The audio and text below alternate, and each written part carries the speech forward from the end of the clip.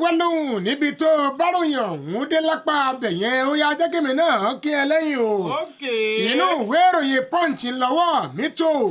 ìròyìn kan wà ń bẹ̀ o nínú àwọn alága ìjọba ìbílẹ̀ eléyìí tó ń ṣe dáadáa nínú ààyè ó ti yá já máa lọ sí ìpínlẹ̀ Ògùn. alága ìjọba ìbílẹ̀ Odò Ògbólú ní ìpínlẹ̀ Ògùn olóyè ọ̀nàrẹ́bù Babátúndé Díyà ẹni ìròyìn fakọyọ nínú ìwé ìròyìn Punch wípé ó ti tọwọ́ bọ ìwé àdéhùn pẹ̀lú àwọn ilé iṣẹ́ kan wọ́n pé ó kọ àwọn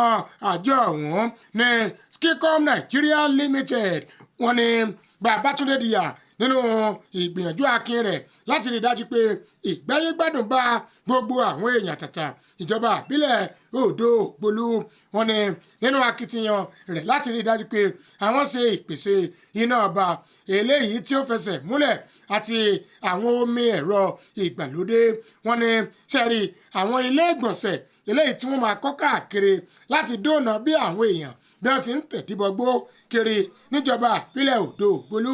èyún kò tán bẹ́ẹ̀ o wọ́n ní wọ́n tiẹ̀ tún pèsè àwọn ohun amáyédẹrùn kan yíká ìjọba ìbílẹ̀ Odò Ògbólú. Babátúndé Díyà nínú akitiyan rẹ̀ èyí ló mà ti ṣalábàápàdé àwọn iléeṣẹ́ Skicom Nigeria Limited ó ní ẹ̀ẹ́dẹ́kun ràn wá lọ́wọ́ làwọn náà bá ní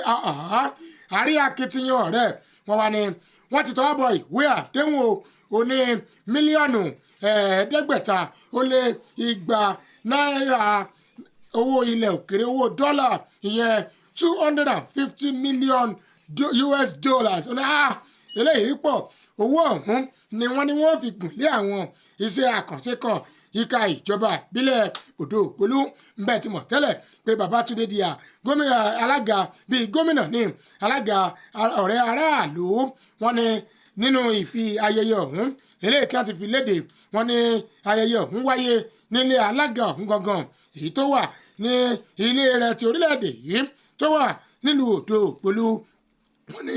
lójú ọba láyé àwọn ọ̀tọ̀kùlúùlú àwọn kánsẹ́lọ̀ àti gbogbo àwọn alẹ́nulọ́rọ̀ láwùjọ wọ́n ní ẹni tó jẹ́ ọ̀gá àgbà fún ilé iṣẹ́ ọ̀hún ìyẹn managing director fún Skicom Nigeria Limited ọ̀gbẹ́ni Sunday Adégbuyè ẹni ló ti fọwọ́ sọ̀yà gbangba wípé àwọn ti ṣe tán àtìlẹ́yìn ọ̀tún fún ìṣèjọba Babátúndé Díyà àti gbogbo àwọn ọmọ bíbí ìjọba ìbílẹ̀ Odò Ògbólú bẹ́ẹ̀ bá rí tí Túndé Díyà bó bá gbéra Àbújá bó gbéra Èkó bó gbéra Abẹ́òkúta wọ́n ní kìí ṣe lórí afẹ́ o lórí kó lè dá ẹni ló sàn fojoojúmọ́ wá kiri ìṣèjọba ọ̀rẹ́ aráàlú tí Túndé Díyà tó gùn lé ní ìjọba ìpínlẹ̀ Odò Ògbólú